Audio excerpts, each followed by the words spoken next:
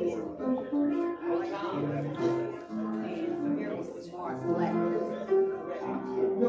good morning, good morning. Good morning and welcome to the Sarah Stevenson Tuesday Forum. I am Laura McCletty, one of your facilitators, along with Mary Johnson, Jackie Edwards Walton, Mr. Winston Robinson, who I say is our future for the Tuesday Forum. And we have Mr. Steve Johnston, Mrs. Shay Abu, Dr. Thomas Moore, Ms. Natalie McGarrett, and Mr. Ken Coombs. And Ms. McGarrett is our timekeeper for those who are here for the very first time. Please respect her. She will let you know how much time you have in doing your presentation. And we have Gary Young and Carlina Ivercantor, who's not with us at this moment, but they will probably be in. We'd like to welcome those that are here for the very first time. We'd like to also start with a word of prayer. And we're going to ask our Mr. Ken Coombs to lead us in a word of prayer.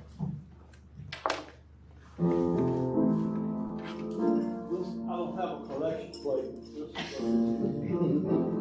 Don't make me lock the door. Mary, Lord, this is my last time. Y'all don't respect me. Bishop. Apologies. Bishop Ken. That's better. Good morning, everyone. Good morning. When we started down this road, I thought it was going to be a one-time thing, and now they got hooked on my prayers, and I figured I'd start a church. So y'all my first converts. Y'all are my first members. Keith, I think I'm going to make you chairman of the deacon board. You got a lot of that. They have a name. Do you have a name for your church? Yes. What is it? What's that? What's happening? Ken. What's that? Bishop Ken. Pentecostal. Fire. What's that? Fire brimstone. Fire brimstone. You play too good. You can't be in my Y'all, I'm serious now. Okay. This is another great day and another fine Tuesday. And this lady asked me back, how am I doing this morning? I'm doing a lot better than I look. And if you all bow your heads for a moment, we'll just talk to God a little bit because He's made it possible for all of us. And Lord, this morning we thank You for the goodness of another day, whether on the mountaintop or in the valley. You're still the same God. And for that, we're thankful. You've been with us since the last time we convened, and You'll be with us until the next. So, Lord, we say thank You, not just for that, but for everything. So, God, be with us as we deliberate, discuss, and comment about things this morning. May the words of our mouths be acceptable in Your sight, Lord, our strength and our Redeemer. Amen. Amen. Thank you, Bishop. Do we have anyone that's here for the very first time? If you would just introduce yourself and share if you haven't given me. Morning, everyone. Thanks for having me here. My name is Anne Rade. I actually work for a foundation that's located in Boston, and I'm here learning about what's happening in Charlotte, and I thought this would be a good place to come. What's the name of the foundation? Did you say? I did not say it's a private anonymous foundation. Sorry. It's not my choice. It's Right now. now. It's your choice. Surprise, surprise, surprise. Well, to you, and for those who don't remember, just to share with you the way we facilitate the Tuesday Forum. We are the facilitators, and we have our special guest, and the Institute, the National Institute. Okay, Mr. John Ham, who has been a part of the Institute, and he will share with you information about the Institute and the other speakers that he had with him. I'm going to introduce you in just a minute, John. I want you to talk in just a minute, John. But for you that's here for the very first time, we facilitate, we allow them to present, we facilitate them, we have, once they present, and respect our timekeeper and the time, we do allow the audience to ask questions. You raise your hand, we will identify you, and once we identify you, we will call on you accordingly. And we ask you to give us 30 seconds of a question and direct the question to the person or to everyone that's on the panel, if you wish. And once you ask your question, they have so much time, a minute or whatever our timekeeper tell them they can do in answering the question. So that's the way we facilitate the Tuesday Forum. And for our guests that are speaking this morning, we just want you all to know that we have people that will be coming in and leaving respectfully. So you won't be interrupted at all in terms of how we facilitate the Tuesday Forum. One other thing that we ask everyone is to put your phone on silence. And we do have the coffee that's available to everyone that's here. But we'd like to, we do take contributions for our coffee fund. This is Gary Young, who has just come in. So that was supposed to be facilitated this morning, but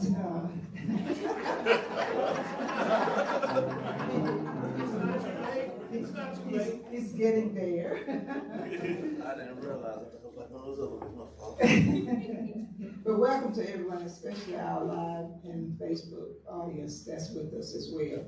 Just to make you aware of the fact that this is taped and it will be on our website, so you can always go back and see what was being said, because we are getting to a point where we're trying to hold those that are speaking to this group and to our audience accountable for the things that you say that you do and the things that you have said that you've done. So we're working on making sure that you come through. So without any further ado, I'd like to start off with Mr. Ham, who would like to share information about the Institute, and we will hold our questions until the end. Thank you. Well, good morning, everyone. How are you? Good morning. Thank you for coming out this morning and hearing and learning more about the National Institute of Minority Economic Development. We were here at the forum probably 3 years ago, and a lot has happened, a lot has changed, so we're here to give you some updates and some exciting news on some things that we are working on. Have a dynamic team. We come in packs.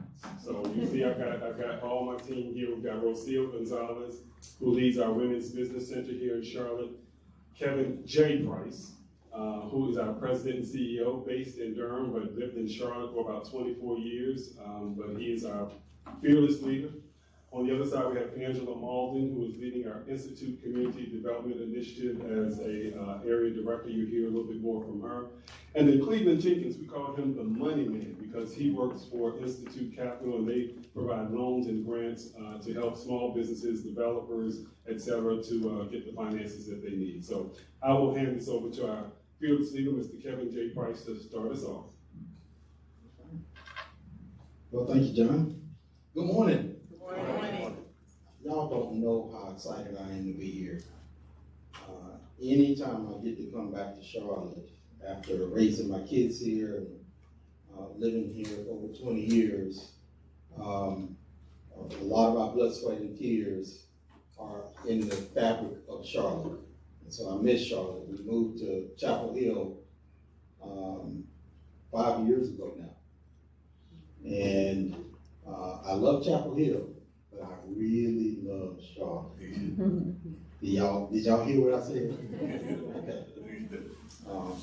So I'm here to talk a little bit about the Institute, and I've got my colleagues with me who are really gonna dive deeper. I just get to say the high surface level stuff, and then they really get into the details. But what I'll share with you is the National Institute of Minority Economic Development is our official name. You'll notice on our logo on the previous slide, our tagline says Community Economic Development, and you'll understand more why we changed it to Community Economic Development as a tagline. But our official name is the National Institute of Minority Economic Development. We were created in 1986 by Andrea Harris, the lady you see there in the top corner. I had the pleasure of meeting her as a young 20-something-year-old in the early 90s, straight out of college. I was building affordable housing in Greensboro, and like her and her colleague in the opposite corner, Abdul Rashid, those two were powerhouses in the state of North Carolina. In the 90s, y'all, North Carolina was a leader nationally around community economic development in terms of building affordable housing, revitalizing communities, and we did a lot of that work through community development corporations that were highly robust across the state. And as a matter of fact, Charlotte had several of them that were doing impactful work. Jackie can attest to that back there in the back. That were doing some powerful work here in Charlotte. Namely, if y'all are familiar with Beatty's Ford Road and the Food Line Shopping Center, that was funded by the North Carolina Community Development Initiative, which is now part of the Institute. And that was the organization that Abdul ran. If you're familiar with the shopping center, Food Line Shopping Center on South Boulevard, that's another one we funded, as well as many apartments across Charlotte and houses, single-family houses. And so I owe a lot to them. My mic went out. I owe a lot to them in terms of the work we did and continue to do. Now, the Institute is based in Durham on what was known as Black Wall Street of the South. Most people know Black Wall Street, Tulsa, right? Right. That was one of many across the country. If you were going to get a loan, you know, I've been in this role now 5 years, so when I'm coming into the office, people will stop me, older people, and they'll say, "Come here, man, let me tell you something." And they'll start drilling me about history of Black Wall Street in Durham. And this one older gentleman said to me one time, he said, if you were going to get a loan and you were African American, well, he said black, and you were east of the Mississippi and it was $10,000 or more, you had to come to Durham to get it. Not Atlanta, you came to Durham because of North Carolina Mutual Insurance Company, because of Mechanics and Farmers Bank, because of North Carolina Mutual, which was also a savings and loan at that time. Because of the Mutual Savings and Loan and Mechanics and Farmers Bank, they were the ones who were making very large loans to African Americans turn of the century. Then he said, "Why is your building only 6 stories?" I said, "You know, I'm really just trying to get into the office." But I had no idea. He said, "Well, when was your building built?" I said, "Well, 1921, that I know." He said, "What was happening in 1921? Y'all remember? That was when the Tulsa race riot happened. They limited the height of the building. It was owned by North Carolina Mutual Insurance Company. They limited the height to 6 stories because they didn't want to be the tallest building in town. Wow. They could have gone 20 stories. But they did not want to call attention to themselves because of what happened in Tulsa. That's why we're on the 6 stories high. So now y'all know what I know about Black Wall Street in Durham. I can tell you we own that building now. Mechanics and Farmers Bank is one of our tenants with their branch on Parish Street. And I would encourage any of you, when you're visiting Durham, please visit Parish Street and spend some time along that street. It's very important. The city is dedicated to doing even more there to bring attention to it and what it meant. Now I consider Black Wall Street to be a mentality, not a location. Y'all with me? Yes. It's a mentality, not a location. And so the Institute is here to help with that mentality. Our mission has not changed. We are here to build an asset base of diverse populations through the policy work we do, through the educational programs we offer, and by providing economic opportunities. When I came to you all 3 years ago-ish, still new in this role, having been a banker here and done community development work and all that, we were thinking through what our strategy would be. Where are we going as the Institute? How could we respond?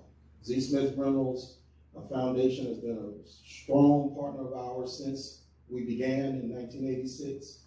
And we were thinking through what's the next iteration of community economic development? What should that look like? How do we respond given we're still in the middle of a pandemic? And what we found was if we're going to build wealth within low wealth communities, the asset base, we were doing great with our headquarters company around businesses, providing technical assistance capacity building. That's NIMED. What we were not doing so well at is what's the other way of building wealth? Y'all gotta talk to me now. I used to be a trustee of Friendship. So I do know how to collect money. Investment? What's the easiest other way of becoming home ownership? We were not doing much with that. And so as we thought through what our next strategy needed to be and how we grow, and talk to the foundation partners, talk to our banking partners and other corporations, that kept coming up. Is, are you really being true to your mission of building an asset base? We also talked to our clients, and what our clients were saying was, well, we love the technical assistance and capacity building, the work that Rocio is going to talk about. But what we really need to grow our business is capital. We're not getting enough capital from the banks to grow. And so that's why it was important for us to merge with the second nonprofit, which is the North Carolina Community Development Initiative. It was supporting these 40-ish highly mature CDCs across the state, and we needed to protect that organization and make sure it had a future well beyond us.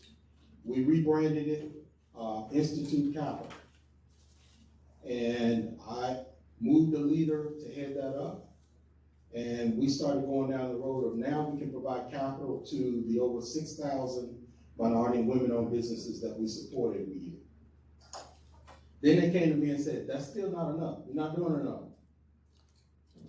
So to Ms. Mary, to your comment about being held accountable, a lot of our diverse business clients are telling us what they need, and we're responding to that. And they're saying what we also need is to address home ownership.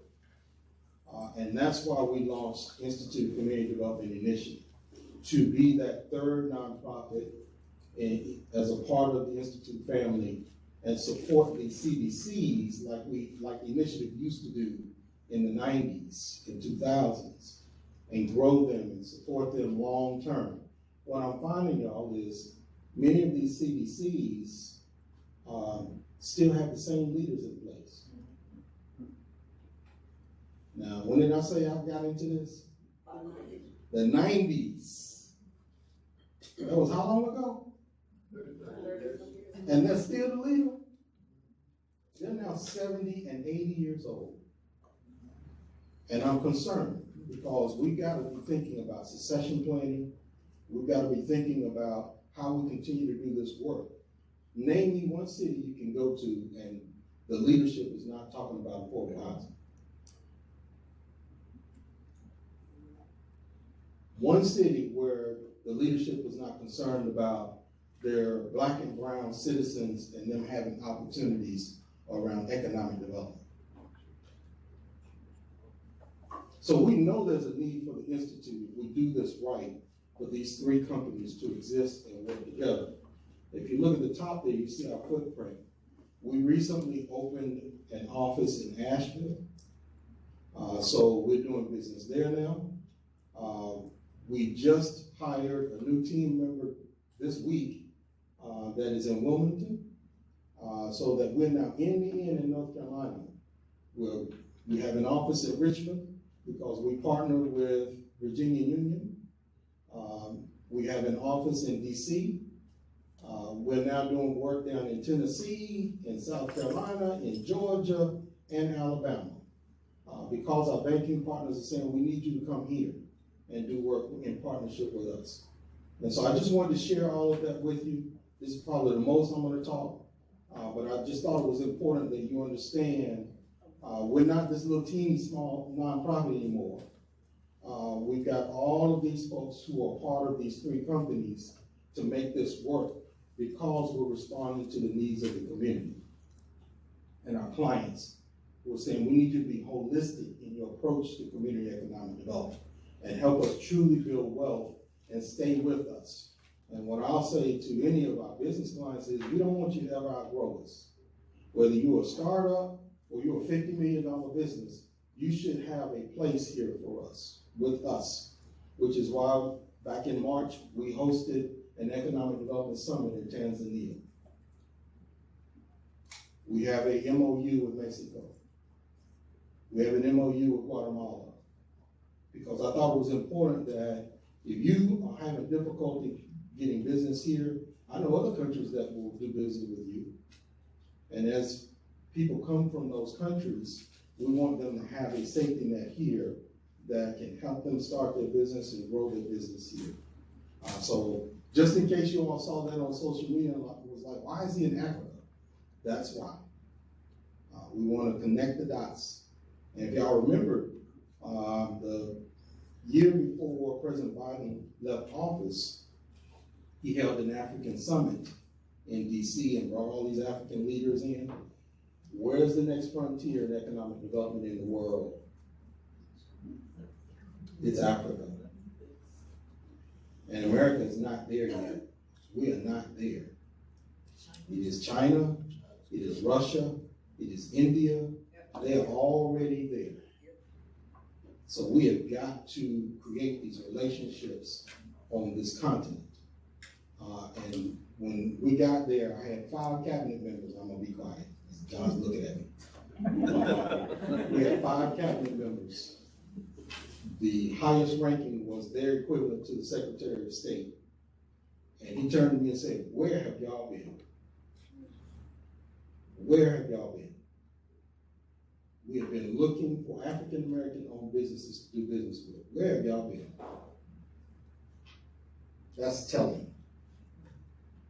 So we're here to do the work, we're here to connect and create as many opportunities as we can. Thank goodness for these talented folks up here that you'll hear from because they're the ones who are really doing the work. So thank you all. Thank you for that, Kevin. Very inspiring and really kind of helped lay the foundation for who we are and what we do. What I'd like to share now with you is kind of how we're structured as an organization to kind of give you a feel for how we work and the work that we do. The upper left is our Research Policy and Impact Center. Everything that we do, we like to start with data and the facts. Andrea Harris was really big on that. Before you can make a commitment, before you can put a stake in the ground, you need to have facts. So one of the things that we've done very recently, during the pandemic, we actually did a report on the impact of COVID on small and minority-owned businesses. As a result of that, the Governor's Office and the Department of Commerce launched Retool North Carolina. I'm not sure if you're familiar with that, but that's where we provided grant dollars to help businesses, minority-owned businesses, to sustain themselves during the trying times of the pandemic. So we do all types of reports in that space just to make sure that everyone knows how our communities need to be served and we can document those resources. I will share now and turn it over to Rocio Gonzalez, who will talk about our Center for Entrepreneurship. Thank you, John. Good morning, everybody. Like John said, my name is Rocio. I am Rocio with a C, Rocio. My role is to lead the Women's Business Center of Charlotte. The name was kind of given by SBA. We're partly funded by the Small Business Administration. several years ago, about 40 years ago, because after looking at the data and the statistics, it was, the result was that the minority-owned businesses were having a difficult time having access to capital. And then when they would look at the statistics even further, they would see that women-owned businesses were not having access to capital. And then later on, they would see that minority women-owned businesses were really at the bottom pole. So the SBA contacted different non-profit organizations in the economic development arena and said, if you want to not discriminate or seclude, but intentionally focus on supporting minority women-owned businesses or women-owned businesses, we would love to support you, and then you need to raise the match. So this is how the Women's Business Centers were born, and there's 150 throughout the United States. North Carolina has 7, and under the Institute, we have 3. So the very first Women's Business Center of North Carolina was opened about 29 years ago, and it's located in Durham, Raleigh. Then the second one was the Women's Business Center of Charlotte, opened in 2016. And I cover 12 counties. We go all the way up from Alexander to Anson, from Cleveland to Stanley County. So we're very big on supporting the urban and rural communities. The third one was the Women's Business Center in Virginia, Richmond, Virginia. And then the last one was in Greensboro, the Women's Business Center in Greensboro. It's called the Women's Business Center of the Triad area. Down below you see another logo that says SBTRC. That stands for Small Business Transportation Resource Center. They are partly funded by the United States Department of Transportation, DOT. How do we work together? They connect with the prime contractors, the large construction organizations and corporations, to help them connect with the smaller businesses. So this is how we kind of create a network where the Women's Business Centers support the small businesses, help them understand how to become certified, how to have the appropriate cash flow and employees so that they are prepared to receive those large contracts. With our 3 Women's Business Centers, we cover 66 counties of the 100 counties in North Carolina. We provide one-on-one business counseling, workshops, cohorts, and a whole array of connections with small business resources. We're a financial partner of the City of Charlotte, partners with Mecklenburg County, and with many different chambers. For example, in April, we went to Anson County, and with the collaboration of the Anson County Chamber of Commerce, South Piedmont Community College, and the Women's Business Center, we had a summit for the rural communities to bring education to where they are. We just did one in Union County. We have gone to Cleveland, to Lincoln County. So if you have connections with someone that is looking into opening a business, they have an idea, they want to brew that idea and see how feasible it is, we're there to help you. If you have an established business and you want to scale the business, become certified, kind of figure out how to improve your organization and operations strategies, we're there to help you. And if you're already a well-established business, more than 5 years, and you want to connect with corporations or the government, we're there to help you as well. Like I said, we're the Women's Business Center of Charlotte, but we love men. We support everybody. We're open for all. And just very excited to be part of the Institute. One important point about the SBTRC that you all need to be aware of. A significant program under the SBTRC is our bonding program. So as you might imagine, we partner with a lot of airports within that footprint I just showed you. Just Charlotte, for example. You're talking about a $3-4 billion expansion project. Even when you break that down to subcontractor level, you're still talking about several $100 million for minority and women subcontractors to bid at that level. There are very few that can win at those levels without significant bonding. we help provide that bonding to them. We also, through the SBTLC, help with those who want to be in concessions within the airport. So it's just important for y'all to know. Thank you. And Rocio, let me add, the Women's Business Center Greensboro Triad is actually on the campus of Bennett College. Of all the hundreds of women's business centers throughout the country, only one is on a college campus for women, and it is an HBCU, and that is where Andrea Harris graduated from. So it's like a memorial tribute for us in honor of Andrea Harris. Mr. Moneyman, ICAP, bottom right, please.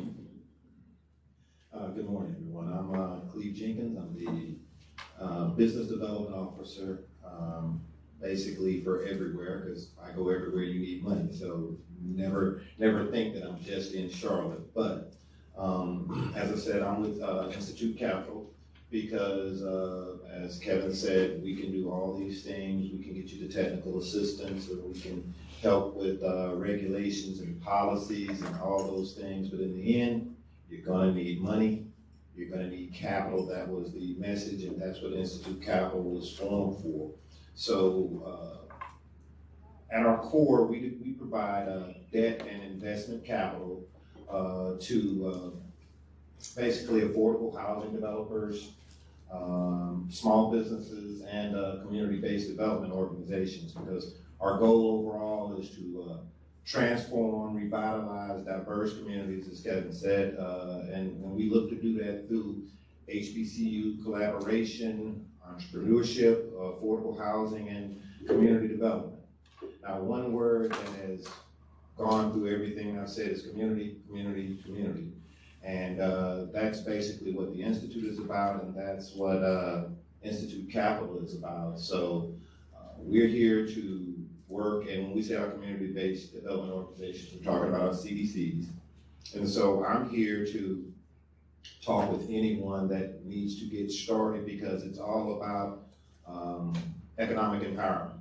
I mean, we can say a lot of things, but to basically transform, it's all about economic empowerment and basically creating generational wealth.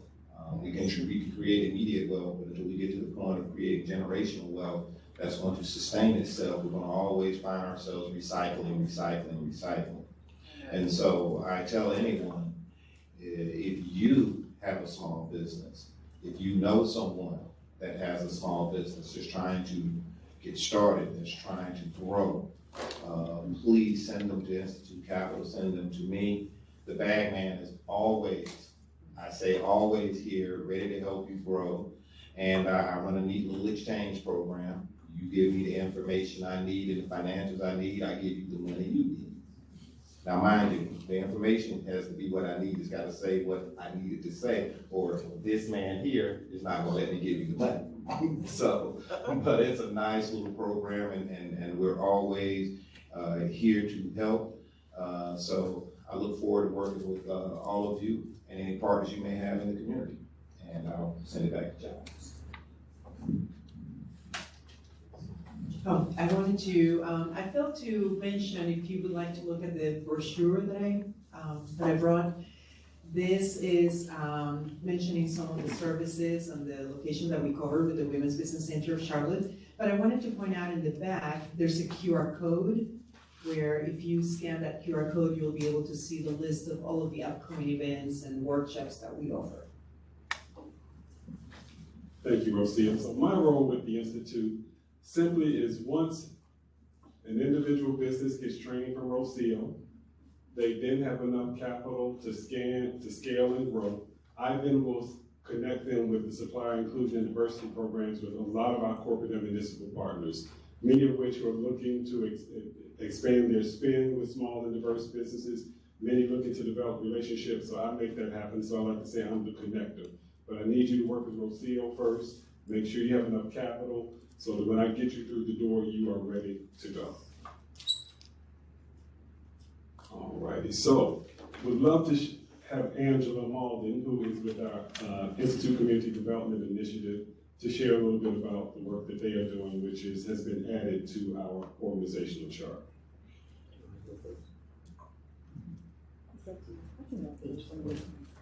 Hello, everyone. It's such a pleasure to be here. As John stated, my name is Angela Malden, and fortunately, I joined the organization a month ago. So I'm no stranger to the work that I have been assigned to do, but I am new to the organization. So what is my role? Well, again, I work for ICDI, and I am the Community Economic Development Network Director. So what does that mean? As an organization with ICDI, we are here to empower our communities. And as was stated here by Kevin, we're in North Carolina and we're in all these other areas, and he just recently hired someone from Wilmington and Asheville.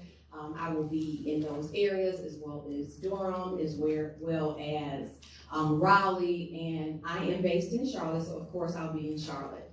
And so what do I do? Well, there's 4 pillars that I have been charged with. That is to help CDCs to have community capacity. So what does that mean? There are several CDCs out there who they just don't know exactly what to do in the communities for affordable housing, to create affordable housing. So I'm going to hold their hand and provide them with capacity building. Also, Kevin talked about some of these executive directors, they are 70-something years old. And so I have been charged with the team that I work with to go in and say, hey, how can we help you provide a succession plan? What does that look like? Because you should retire and you want the CDC to be prosperous and productive and continue to add value to the communities. So that's what we're going to do. We're going to help them through that process.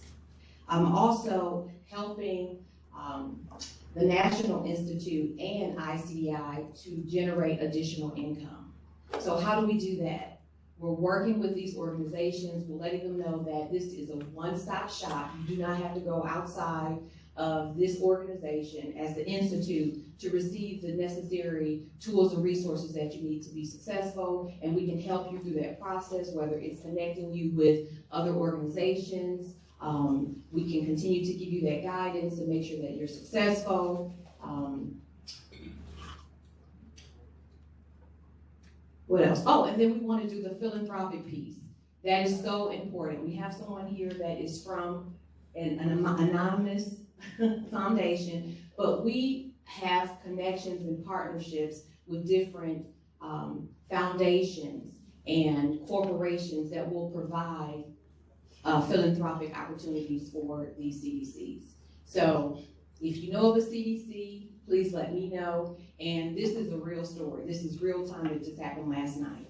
I'm having a conversation with the lady, and she just casually says to me, I'm working with the CDC and they have 10 acres of land.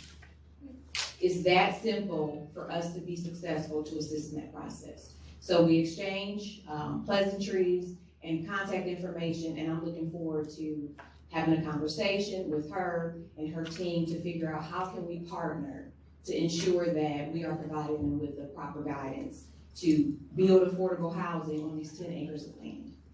So, thank you. All righty, so I am so excited about what we're going to talk about now.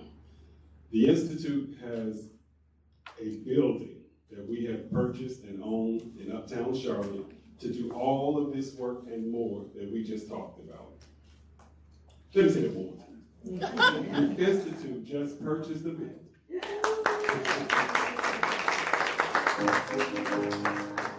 you. In Uptown Charlotte. It's on 5th Street. Many of you may be 5th and Cedar. We're a couple blocks from 5th and Cedar heading north towards 77.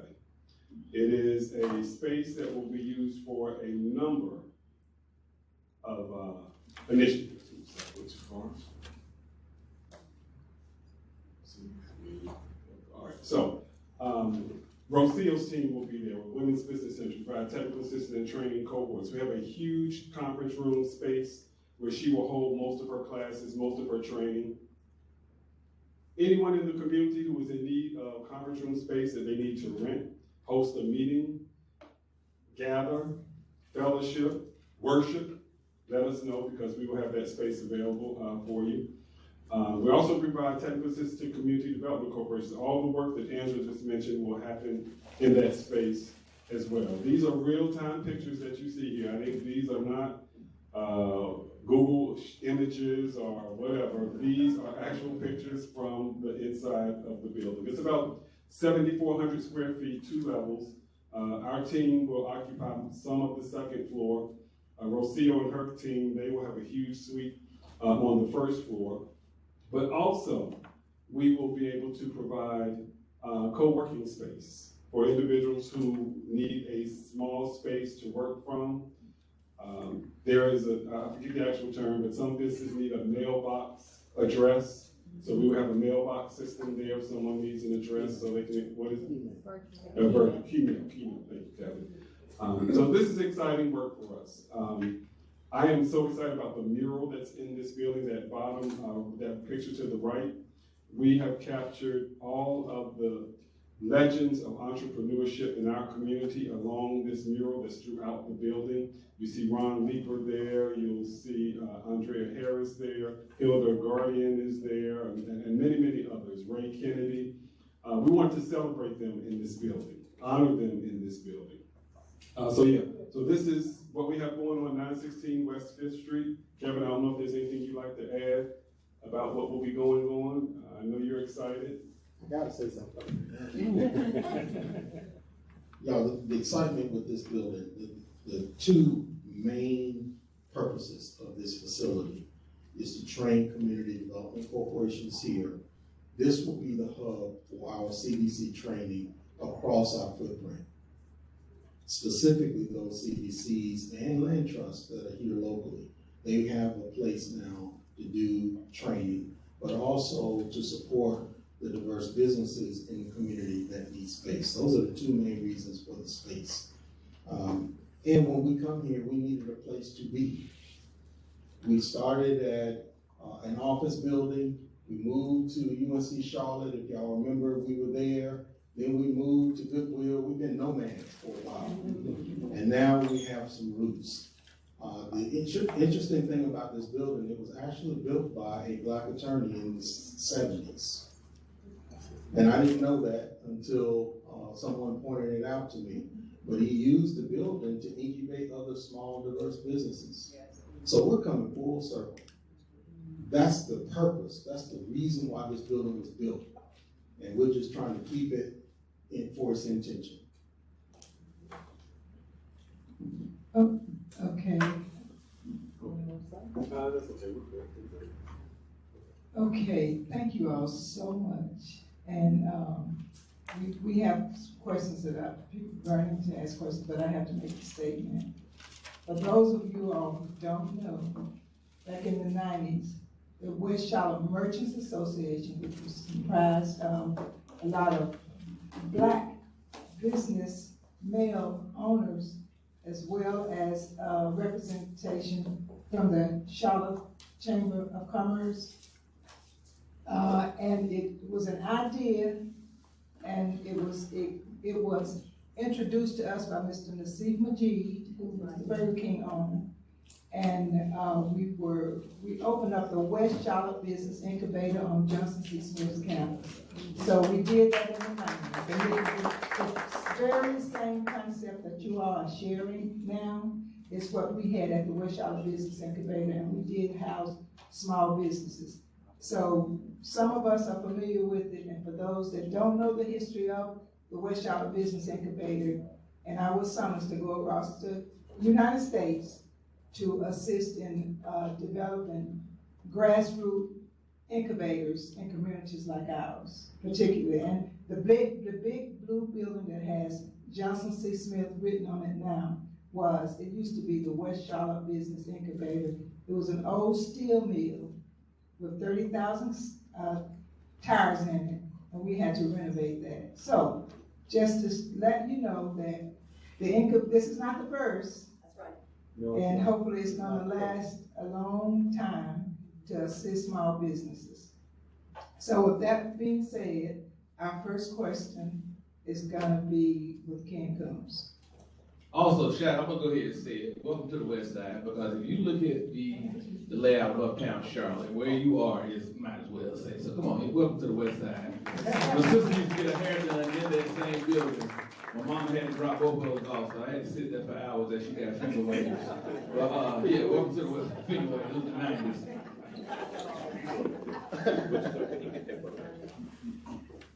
Wow. Well, I got 5 questions here, but I only get one at a time. I gotta figure out which one I'm gonna ask you first, but, Edmund Johnson was a character. And, his building, for those who don't know, was right there, as you suggested, is the entrance to that street to Irvin Elementary School, which was the original Harding High School, where Dorothy Counts, desegregated the schools. Let's see, 1, 2, 3, 4, which one I want to do first? Okay. MWBEs, and I'm a dinosaur. What is your breakdown by percentage of white women, percentages of participation? As it was common knowledge that often white women-owned businesses were actually mere fronts for white male-owned businesses that had invested into theirs. And as a result, many really legitimate minority businesses either were pushed aside or had to compete unfairly against those women businesses. So to what extent are you finding or determining that many of these MWBEs may not necessarily be truly minority, but more fronts? Okay, thank you. You were asking the question looking at me, so I will answer it too. You're the Women's Business Yes, we're the Women's Business Center. I am happy to report that perhaps the statistics that you are referring to were maybe in the 90s and the early 2000s. Lately, we have ensured, and it's not just the Women's Business Center in Charlotte, but throughout the United States, to make the services more available to all. And also, there are more checks and balances. For example, when you are becoming certified, there is a system to check who is truly the owner, and not only just in signature on paper, but their involvement in the business. Are they actively involved in the operations and in the decision making, and even if it's a roofing company, is the female owner really going out there? And they do inspections, because they want to make sure that when NC Hub, which is the North Carolina historically underutilized business certification, is provided, that they are standing by what they say that this is. The same with the City of Charlotte. They're a department that ensures that when someone is becoming certified, whoever is the owner of that business is in fact working in the business, and really more than 51% owner. And I would like to say that the past 20, 30 years, women are more empowered too. So they are the business owners. They are working in the business, not just signing a document to assist another person. I don't know if that's the answer that you were thinking. And in regard to the percentage, we see that we, with my program, we have like 85% of women-owned businesses are being supported by us. All right, thank you. Good morning. Mr. Kuntz, I had a couple of questions. I guess I'll start with this particular question is for ICAP.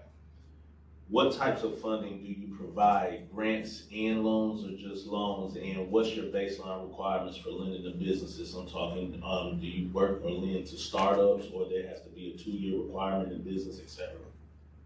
Okay. First, I'll just clear the deck.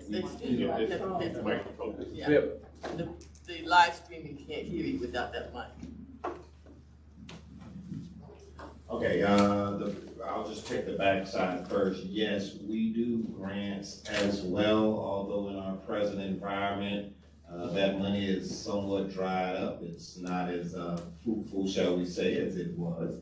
But to go to the lending piece, yes, we do startups, and when I say do startups, it's not like the bank that tells you, well, do you do startups? Yeah, we do all businesses, but we need 2 years of financials. That means you don't do startups. Startups are not gonna have 2 years of financials. So never get hoodwinked when they say, oh yeah, we were, no, they're basically saying they don't do startups. We do true startups and businesses that scale.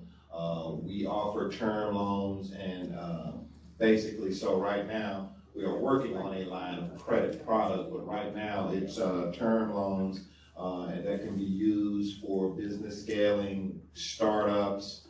We're very big in affordable housing, and the terms and all of those things that go into it are determined by credit history and those things. But basically, I'll try to get into the full thing of what we do to help. There are a couple of ways that we help. The first thing we do is to serve those underserved communities. Our floor score is going to be a 600 credit score. Your traditional bank is going to be looking for a 670, 675. That, of course, allows us to serve that community better and get more people in that community opportunities. The second thing we do is equity investment, skin in the game. Now trust, if you're not willing to invest in your business, then don't expect someone else to be willing to invest in your business. Now the traditional bank is going to be looking for a 20% investment into your project, meaning if you have a $100,000 need, they're going to be looking for you to bring 20, they're going to give you 80. What we do is a 10% investment, meaning we would look for 10 instead of that 20. That does a few things. Of course, it allows more people to actually get in the game, and also allows you to hold back that 10% for an 18 to 24 months. When you're looking to scale your business, you now have more monies to reinvest back into that business. We help you thirdly with cash flow. Most are accustomed to the traditional debt to income. We run an inverse of that, which is your debt service coverage ratio. What it means in short, traditional banks going to be looking for a 1.2 to a 1.25. What does that mean to you? They're looking for $1.20 to $1.25 of net operating income for every dollar of debt you have. Now that's not just your business, that's global debt, your personal and business. We're looking for a 1.1. And what that means is we're looking for $1.10 versus that 120 to 125. That's a 15 cent on the dollar discount. Some people say, oh, that's only 15 cents, but if I just gave you 500,000, that's 15 cents on every one, so that's a 15% discount on your cash flow. Lastly, we are SBA lenders, meaning we have SBA guarantees, which allows us to reach even more people in the community, because what the SBA will help us with is to cover collateral shortfalls, meaning we don't do unsecured lending, we do all secured lending, but what the SBA will help us with is providing a guarantee when you don't have collateral or you don't have enough collateral. Now let me know, they will help if you are under collateralized. They will not help if you got collateral that you just don't want to pledge. Now I've heard that a few times in our communities, and guess what, y'all? If you don't want to put up any of your property as collateral, if you don't want to put up any of your money, I'm sorry, the bag man can't help you. What are we talking about at that point? Those persons want to be. I have to say this real quickly, and I know we're out of time. There is a significant difference between institute capital and commercial banks. You all need to know this. We are a community development financial institution, a CDFI. You and your colleagues, your friends, your neighbors, your family, if they're starting a business, and I'm talking as an ex-banker now, you need two relationships. You need a commercial banking relationship, and you need a CDFI relationship. Don't ever let a commercial bank have all of your business. If you do, they become complacent. They don't need to work for your business. They already got it. This gives you an opportunity to have two relationships and make sure you're getting the best deal. So what Cleve just said was the technical, in the weeds difference between us and a commercial bank. There is a difference. There's supposed to be a difference between commercial banks and CDFIs. So I just want to point that out. Good morning. I just wanted to raise a little more history. Abdul Rashid and Andrea Harris were both from Henderson, North Carolina, Vance County, which has one of the highest percentages of African Americans ever in the state. Also, they just had a city manager who did CDC work and habitat work here in Charlotte. So things just kind of go full circle. My question is, do you have any relationship, partnership, collaboration with persons with corridors of opportunity?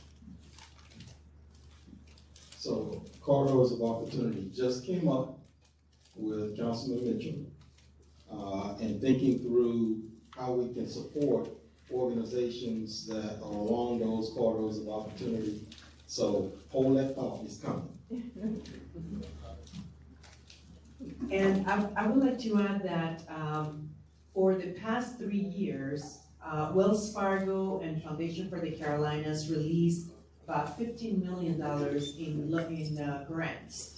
And they chose the Women's Business Center as one of the nonprofit organizations to assist in reaching out to the community in the corridors of opportunity, who were the small businesses that could apply for these grants. So we have been working and supporting and making a wonderful positive impact in the corridors of opportunity. Thank you.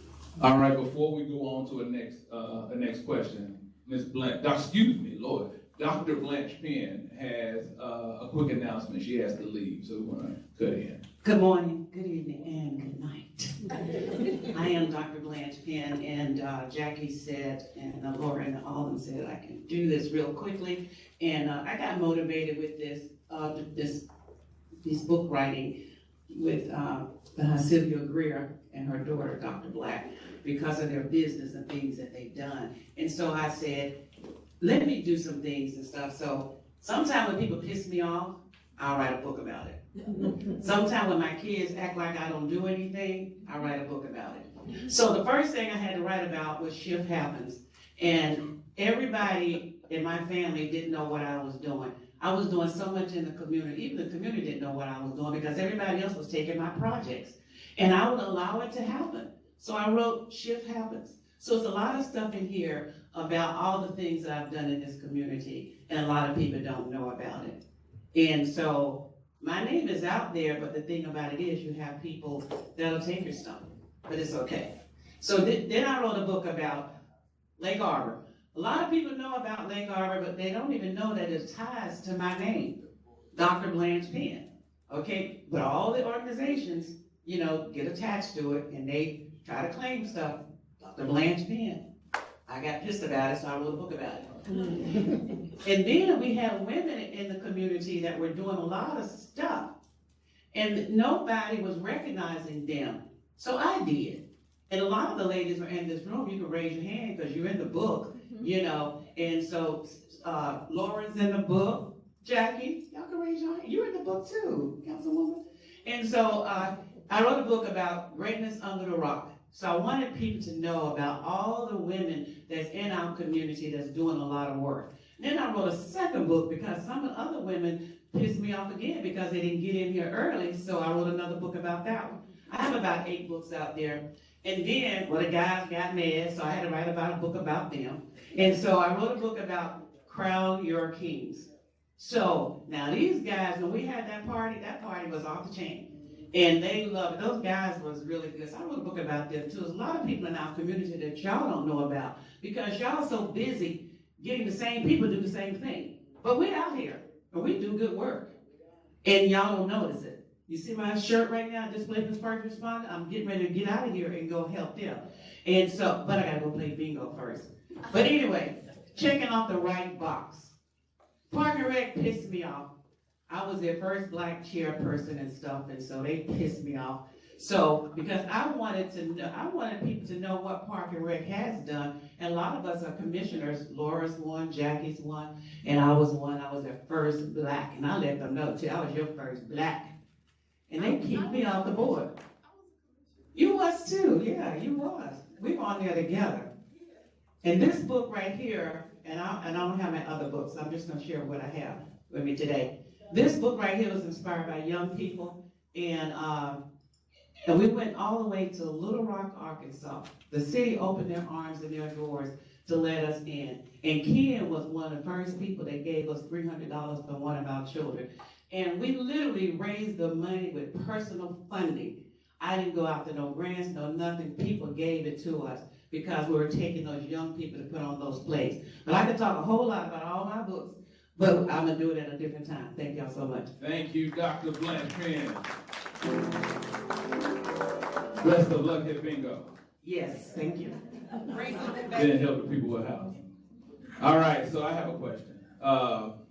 So you don't know what you don't know, right? If let's say I work a corporate job and I hear the optimism and promise of starting a business at the airport, what resources or what guidance could the National Institute provide for someone like me?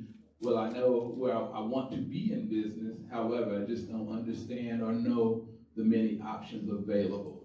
Like I don't have a direct passion, I'm not a cook, but I know I want to be a business owner and venture into entrepreneurship. Thank you. You would be a great candidate to be a client of the Women's Business Center of Charlotte. Excuse me? Yes, sir. Yes, sir. Perfect candidate. We help you and so many that have the same passion, that they are, tired or wanting to follow their purpose and they no longer want to work in the corporate world. The very first thing would be to assess what is the knowledge and the capacity and the experience that you have, and then begin to fill in the gaps. Guide you on creating your business plan, figuring out where are your contacts, what are your resources. You have this dream of working with the airport. What can you do right now and scale that idea down so that you can begin to work in the business, begin to bring some revenue, and help you build up to the point where now you have the capacity and the knowledge to become certified, you have enough employees to reach to the stars and the dream that you had and make it possible so that you can begin to work with the airport. And when people say work with the airport, they're typically thinking about the large projects and the construction and electricians and roadways and highways. But with the airport, you can also make jewelry. And if you have enough inventory, then that is part of the concessions. You go to the airports and you buy all these different knickknacks and things like that. Most of them can be handmade. So there's many different levels to work with different large corporations or at the airport. It would be a matter of figuring out who you are, what you want to be, where you want to go, and then help you in that journey. Thank you. I will say, while I was a student at Winston-Salem State University, I did spend quite a lot of time at Benton College. So I was looking for All right, we're going to go to April. Well, can I just make a comment? Absolutely, absolutely. I'm sorry. As you think through your business, you know you're going to have to put a business plan together. That's the other important role that Rocio can help with, because we have technology tools that can give you business intelligence. So you can get that and you can put in your business plan. So when you get to Cleve, and Cleve starts asking technical questions about your experience, your expertise in the space you want to be in the airport, you got that business intelligence that we provided to you. Also, we already fund businesses at airports throughout the Southeast, so we're already there. All right, Commissioner Townsend Ingram. Good morning. My name is Yvette Townsend Ingram, and I am your newest Board of County Commissioner at large. I don't have a district, I'm at large, so I focus on the entire county as well as the 6 towns. I'm so excited that you guys are here, and as a matter of fact, hopefully the 3 business owners that I invited are watching via virtually instead of being here, because I was excited about telling them about you. So that's what my question is surrounding. And you just hit on, I've got so many questions, but you hit on one too about the business plan. Most small business owners, for some reason, they just want to jump into business. They don't want to plan. Your plan is your roadmap, and it needs to be flexible. So my question is, okay, I heard you say you were going to be working with City Council. Do you work with other entities of government? Because I would love to partner. That was one of my priorities, to partner with organizations that can accelerate small minority-owned businesses. And how do you get the word out to businesses? That's the other thing. So if I wasn't here to tell them that, and which I always advertise about the Tuesday Forum, always, and because it's magnificent. But how do you get the information about the magnificent work that you do? How do you get it out to small businesses? What platforms do you use? Okay, great question. So my role is the Vice President of the Center for Strategic Partnerships, and I facilitate relationships with cities and counties. One of my biggest relationships right now is with the city of Durham. I am not only helping them strategize ways to increase their diversity spend, but I'm also working hand in hand with their staff, kind of as an extension of kind of an executive on loan almost, if you will, to help make sure all the plans they have, all the functions are viable. So one of the things that we have done for the city of Durham is we've launched what's called the Durham Minority Economic Development Initiative. And so we have gathered probably 10 corporations who have provided what they will be sourcing over the next 10 to 15 years, 2 to 3 years, 2 to 5 years. And we've identified minority businesses who will be able to provide the products and services that they buy. So they're going through a cohort together with the goal that once it's over, there'll be relationships established, business opportunities gained. So we're taking that all over the state. In Charlotte, we have, as Kevin mentioned, some relationships with the city. We're starting having much dialogue with the county. We actually have had some conversations with Commissioner, with Mark Terrell, but it's been another, actually to provide a proposal to the county to do just what you've spoken of. And it's moving a little slow, so what was that? Griffin, yes. Mr. Griffin, Griffin, yes. So we're waiting. We're out there. They know about us. We did a lot of outreach during the ARPA funds, American Rescue Plan Act funds. We hit all the counties. Some were receptive, some we're still working with. So that's one way we All right, time's up. All right, so I hate to do this. Well, I usually do it at 9:30, but now we have to limit questions to 30 seconds. If you can please direct your question to someone specifically, and we ask that the answers be under a minute. All right, go ahead, April. Good morning. My name is April Benson, and my question is, do you all walk through the process when someone come in? Let's say you come in, you're a new business owner, you're Pope Black and Road, and you're trying to get into, how you doing? And do you actually walk through the process? That's the question, because sometimes people come into institutions like you all, and you can be very intimidated, especially when you come to the green. So do you walk through the process? Only one person can just answer a few. Yeah. We have a money man, actually. That is part of the reason I'm actually here. There's all types of roadblocks to getting lending. My goal is to help us understand the credit process better. That will help you become better at getting the credit that you need. But yes, I pretty much hold the process all the way to approval. So I'll be there to walk you through every step of the way, and I'm motivated to do so. He keeps me around because I book loans, not just talk about loans. So my goal is to get you the money you need, not just talk about it. All right, Carlos. Carlos, so this is my testimony. I'm actually a client of the Institute. Since 2023, I was part of a whole year Women Game Changer program. It was just me, a bunch of women, and they kind of kept pushing me at it.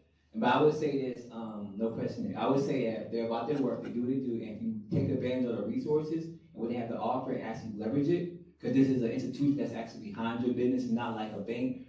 From the technical to the loans, if you structure and do what you're supposed to do and get it right. Okay, that's just and so I'm just saying overall, they are about their work. They do what they're supposed to do. Okay. Thank you, Carlos. Michelle. And we didn't pay him to say that. Well, you kind of did. That's the whole point of it. Show him how to make the money. Hi, my name is Michelle Harbin, and I am the owner of the Queen City Culture Film Festival. This is my first year. We were very successful, and I am looking for all the help and support that I can get to move forward for next year. So can you please tell me, what could you do to help me make my event more successful than it was this year? Oh, we gotta take that offline. Yeah, quick answer. Look at the flyer right here. There's a phone. Please send us an email. Right now, we're not answering phones. We're here. And there's also the website, and the QR code will show you how to be part of our newsletter, how to request business counseling, how to access our workshops, and how to partner with us so that we can see how we can provide more visibility to all of the programs that you have. Yes. And it'll be a pleasure to work with you and meet you. Thank you so much. Thank you, Michelle. Mr. Combs. Great event. Thank you so much. All right, Mr. Combs. Number 2 of your 38. Okay, I'm a dinosaur. I mentioned earlier, my wife and another woman and 3 other vendors were the first of that new airport construction back in the 80s. And then I later served as a consultant to HNTB, who was the project manager.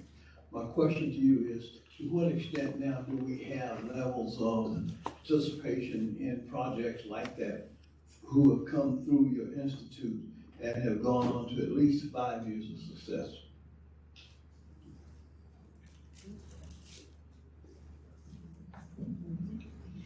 That is mostly connected with SBTRC. SBTRC would have those statistics, but I know that most of our small businesses that have been working through the process of the education and becoming certified and having those great connections with the prime contractors and the bonding that we provide has led them to now be to the point where they might no longer be considered small businesses, because now they have grown, they have hired more people, they're producing more revenue a year, where now they are the ones looking for smaller businesses to continue to grow.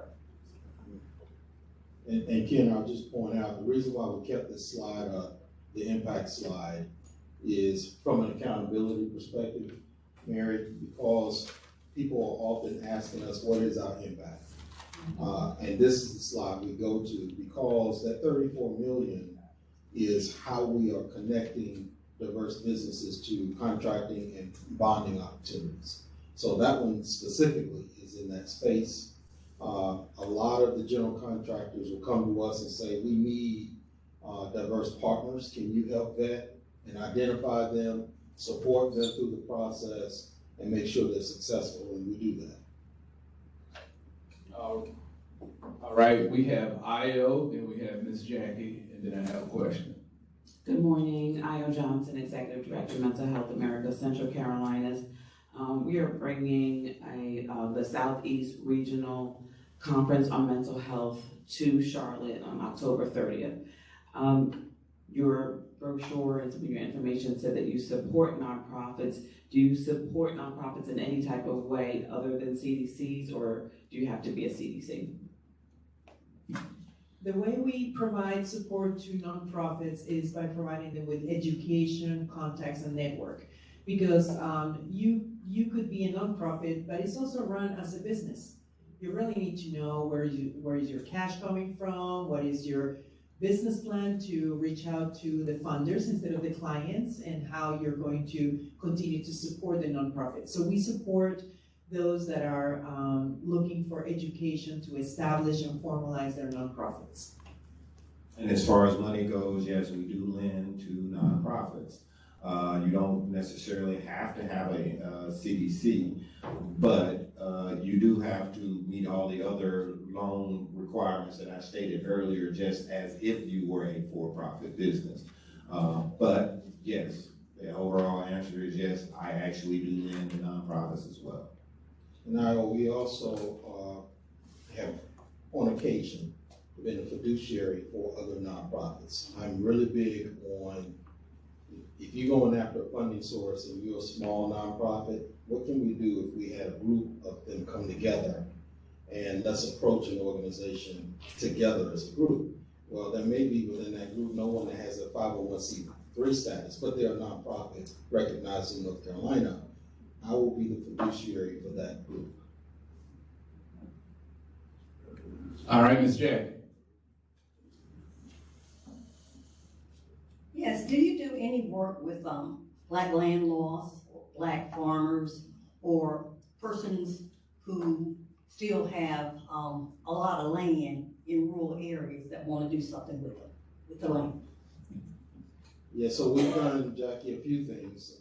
During the pandemic, we worked with NCDOT to identify corridors across the state where we could put EV charging stations. And I specifically wanted to identify black land owners, whether they own land or owned a store or somewhere where an EV charging station could be. So we mapped all of that out for the state DOT, and we provided that information to them. And then if they needed funding, they could come to ICAP to get that funding to put the EV charging stations in. So that's one. We also work with land trusts that are looking to for additional support, so they can come to us in that regard too. Churches want to develop on that. Yeah, so there are lots of, on the CDC side, it's almost endless of other nonprofits that we will work with that want to develop their land as affordable housing or retirement communities and things like that. They can come to us for that support. Did I answer your question? Partly. Not the one about the farmers, but okay. So I asked so I had a group of black farmers who approached me and said they're having difficulty getting the financing they need for their crops and things like that. We did not have a program through ICAP specifically targeting black farmers, but in talking with members of the General Assembly, we thought that this is something we could take up at a state level. They provided funding for us to start a minority farmers fund. And so that's over $1 million that they seeded, which as soon as the word got out about that, you can imagine $1 million doesn't go far. But we're also looking at other sources we could use to continue to fund for minority farmers. All right, I'm gonna close it out with the last question. Well, unless anybody. All right, so would you say the bottom line, would you say your business model is more reflective of increasing your bottom line with the amount of loans you give to community members, or would it be more success driven from your applicants and community? Like, would you help navigate systems where they could source grant funding or procurement opportunities that might equate to them not needing as much of your borrowed capital? Or is it just, I'll coach you through this from our seat and fund you for that? It's incredibly difficult for you to get enough grants to get your business capitalized to be highly successful. That's one thing. What I often run into is that, particularly with women-owned businesses, they will start their business and use their 401k, they will use their savings, they will do those things first and deplete that capital, then they call plea. And it needs to be the opposite. I need you to leverage what you have already.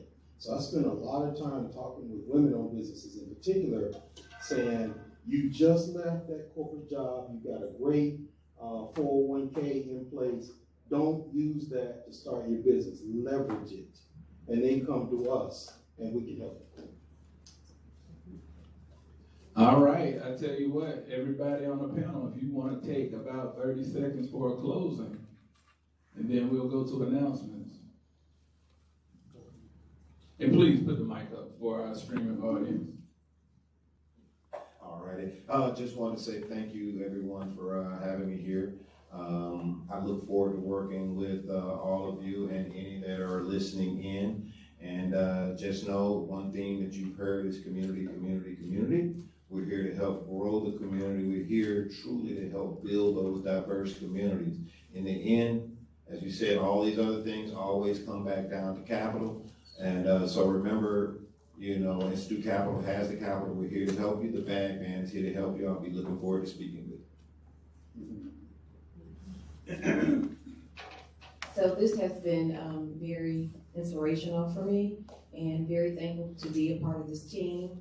Again, I'm working with CDCs, so if you know of any CDCs, please send them our way. We have identified over 70 CDCs across the state of North Carolina, so we have a lot of work to do. This is a true passion, and it is very, very important that we support the CDCs in our state. I'm sorry. Acronyms. That's the rule. You always got to. Community Development Corporation. So not Center for Disease Control. Right. That's why it's important. All right, thank you. And Land Trust. Center for Defunding Control. We're the WBCC, Women's Business Center of Charlotte. I'm very excited that to have been invited to speak today. We have been supporting the community since 2016, and we're still the best kept secret. So if at all possible, please let everybody know that we have business education, one-on-one business counseling, and all sorts of support and resources to small business community, and we're here to support you. Rocio Gonzalez, thank you. Thank you all for your time this morning. Again, my name is John Ham. I lead our Center for Strategic Partnerships, and any small business that is ready for the supply chain of a major organization, let me know. I can connect the dots for you. Let me just say thank you to Charlotte. For almost 40 years, the Institute has been doing impactful work in this community. I'm only the third CEO in almost 40 years. We believe in stability. We believe in predictability. We want to be here to support the community, and they need to know that the organization is going to exist, it's going to be strong, and it's going to be stable. That's what we offer. That is our differentiator. There are lots of nonprofits that can say they do parts of what we do. I would challenge you to find one that can do all of what we do with our track record in 40 years. So thank you all. Ladies and gentlemen, please round of applause for the National Institute. Appointments only at the new building on 5th Street and Cedar. And we're going to go to announcements. Any announcements? What's the name of that building? I just know it is Mr. George's. 916 5th Street. Well, what's the name of the building? The National Institute business. It is the Community Economic Development Incubator. Nice. And that is slated to open when? We'll be moving sometime at the end of September, October. Okay. The elevator is impeding our. So we expect to have one of you back to let us know that you are open and ready for business. No, we want y'all to come to the building. Well, we got to know when it's open, so that's why you got to come in. All right. All right. Announcements. Good morning Commissioner. again. Good morning again. My name is Yvette Townsend Ingram. I'm one of your Board of County Commissioners at large. I want to announce that on July 17th from 6:30 to 8 p.m., I will be hosting, along with the RHC Workforce Solutions and the African Think Tank, the first Black economic business kind of incubator meeting, which is why I wanted to be here today and invite you all to that to see if maybe you could come. Destination to be determined, but it's likely going to be in District 4 because that is our most diverse business with as far as ethnicity. That's our most diverse. So July 17th, please look out for communications. Mr. Ken Coons.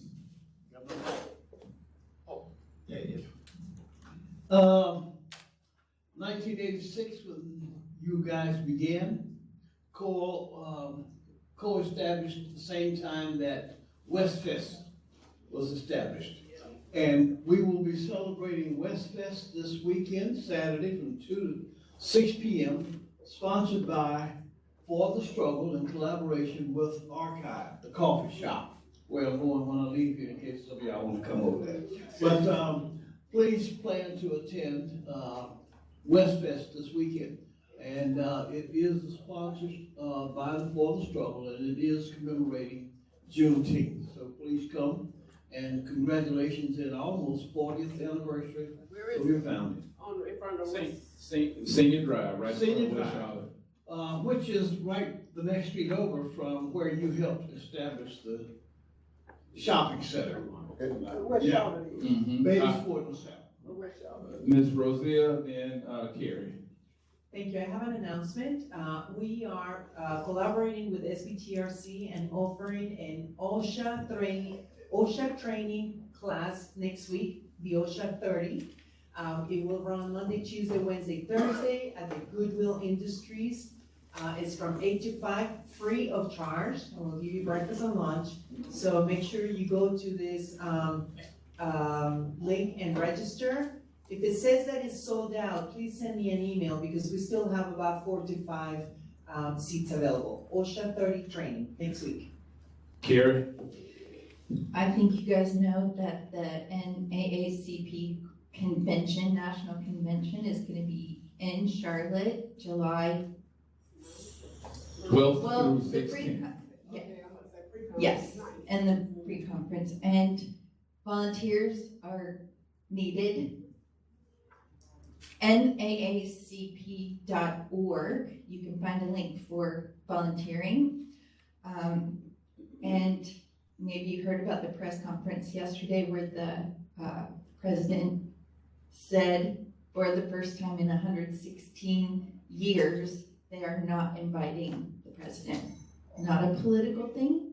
It's all about civil rights. So anyway, please volunteer.